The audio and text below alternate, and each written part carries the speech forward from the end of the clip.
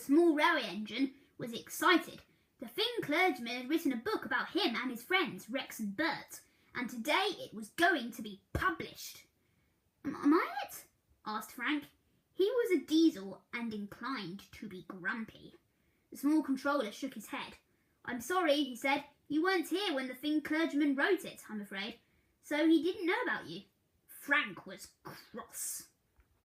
It's not fair, grumbled Frank. Why can't I be in a book like the others? Cheer up, said his driver. It's only a book. It's got pictures, hasn't it? Muttered Frank. I'm not in those either, I suppose. Come on, Frank, said his driver, losing patience. It's teamwork that counts on a railway, not books. He pressed the starter button again. Don't care, growled Frank, and started suddenly. He jerked back before his driver could stop him. Frank hit the wall at the back of the shed. Frank was unhurt, but one of the shed supports was cracked. He was sorry at once, and even sorrier when he realised that the small controller had just come into the shed. The small controller was cross and ordered Frank out to work while he made sure the shed was safe. That afternoon, Mike left the bottom station with a heavy train. As they climbed the first hill, the driver watched the steam gauge anxiously. We've got a steam leak somewhere, he said. They stopped in the loop to let Bert past. That helped, but they were still feeling exhausted by the time they reached the green. He hardly noticed Frank working on a siding. I think we can make it to the top, encouraged his driver.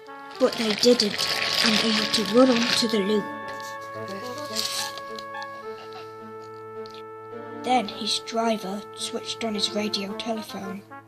Engines on the small railway are fitted with radio telephones.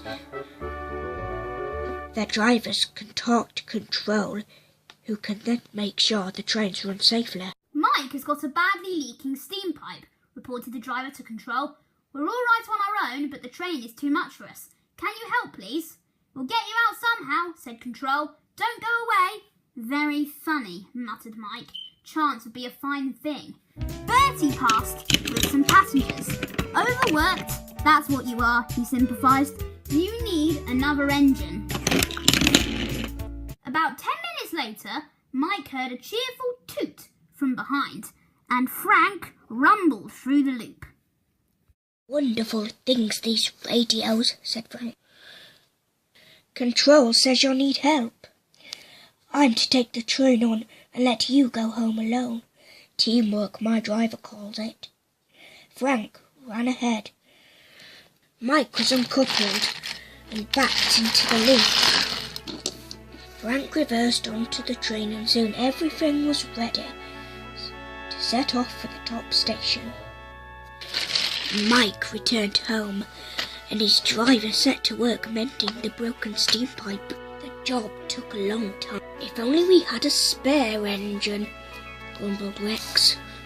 At the top station, Frank's driver apologised to the passengers for being late, but they didn't mind. You put things right very well, they said.